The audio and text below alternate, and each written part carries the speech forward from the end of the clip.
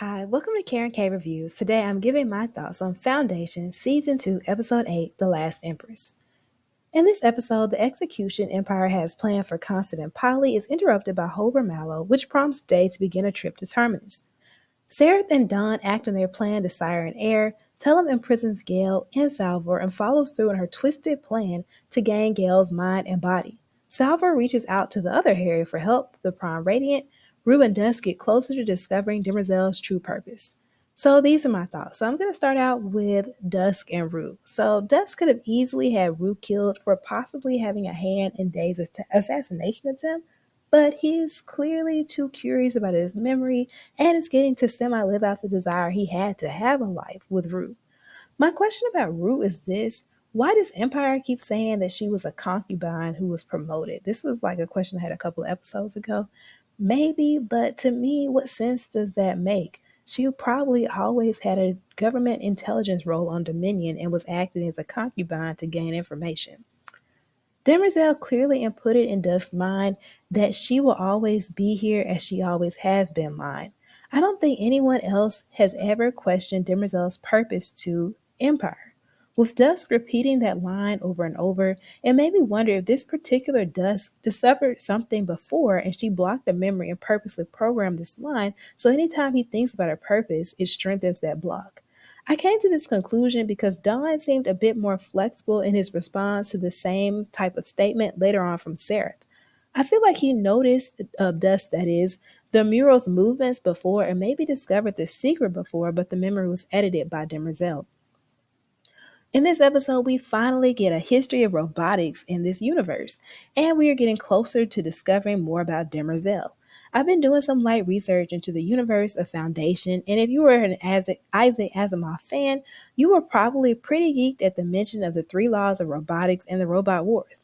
How were the robots able to circumvent the first law, though? Was it their evolution?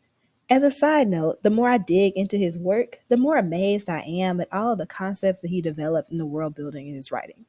So now let's talk about the execution and Constance's faith.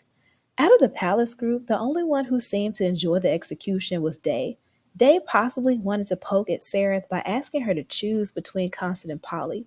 Constance's speech was, to me, a really high point of this episode. For one thing, there was already a lot of suspense. I felt like it wasn't time for Constance and Polly to be taken out yet because I feel like Polly and Salvor will reunite before Polly's time is up. But as they keep going with the scene, as they kept going with the scene, rather, I wasn't sure. I just kept going back and forth about their fate in my mind. Constance's prayer and repetition of guide me through the darkness seemed to resonate with a lot of the characters and strike emotion. Her father and the others on Terminus seemed to try to find solace by repeating it with her. Seraph seemed moved by her faith, perhaps thinking of the darkness that she currently faces with her upcoming marriage, or the past darkness with the violent demise of her entire family. As a Christian, I felt moved because whether intentional or not, the faith that Constant has in the galactic spirit, even in the face of execution or believing without seeing first, is the faith that I'm supposed to have in Christ. So I was impressed with the emotion of this scene and the authentic feeling of her faith. In contrast, her father's faith is tested and he doubts, which again is also in line with what I also experienced in my faith walk. I felt like the timing in the execution scene was well done. Constance's speech went on just long enough to make us feel like she was definitely meeting her end, but then boom, Deus Ex Machina. Hober Mallow shows up. I love the contrast between smug Day during the execution and him screaming and feeling afraid of Becky. Becky will be missed. If Bel Rios is a foil to Day, to some extent, Hober Mallow is a foil to Bel Rios. Bel Rios is serious and follows rules, even though he would like to see Empire fall. Based on his reaction to seeing Hober crash the execution, he still has a little disdain for Hober Mallow since he flies by the seat of his pants and follows what's right for him. Seraph and Dave both show hubris in that neither want to heed to the advice of their advisors. Day tells Demerzel to get off of him when he's in danger and almost gets taken out. Seraph tells Rue that she will ultimately make the decisions as queen. She played her cards a lot better this week, though, by stroking Day's ego about going to Terminus, which was an awkward scene because both Dawn and Demerzel looked jealous. So now let's talk about Tellum and Gale. The table scene and the execution scene both had a similar mood. There was sadness in the execution scene, though, and horror in the table scene. Almost every leader in the show finds some way to extend their lifetime. Harry through AI and cloning, the cloning of the Cleons, and Talon through basically body snatching. How much has Talon controlled of Gale's life? This is a parallel to Empire and Demerzel controlling their memory.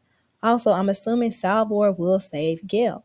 If Talon cannot get Gale's body, the next person she may choose could be Josiah, which would make those Reddit theories that I've been seeing floating around true.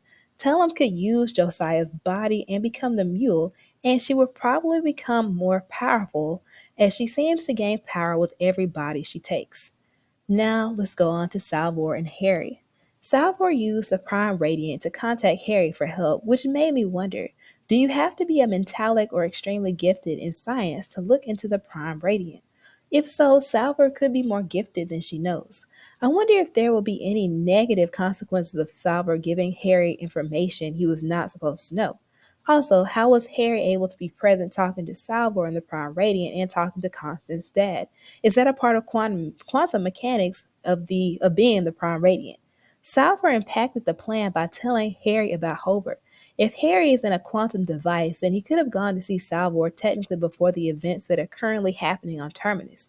My only critique here is that as a regular person, the scientific terms and the quantum stuff started getting a little bit confusing to me. With Day and Zimmerzel off-world, Dusk, Rude, Seraph, and Dawn are able to move around a bit more freely. When the cat's away, the mice will play. Dawn and Seraph try to sire a child, and I'm just going to assume they are successful.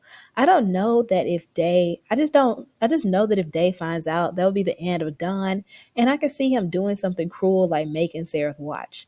I just don't know if Don has it in him to do away with Day, especially since he feels conflicted about the possibility of doing away with the other clones.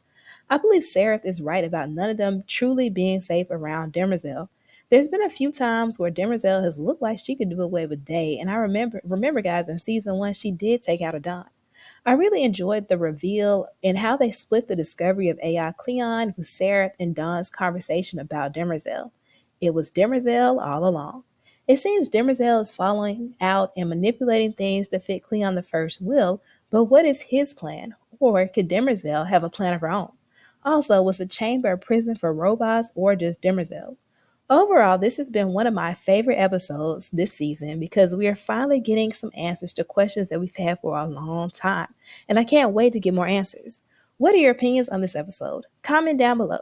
If you enjoyed this video, please like, share, and subscribe. Thank you for watching.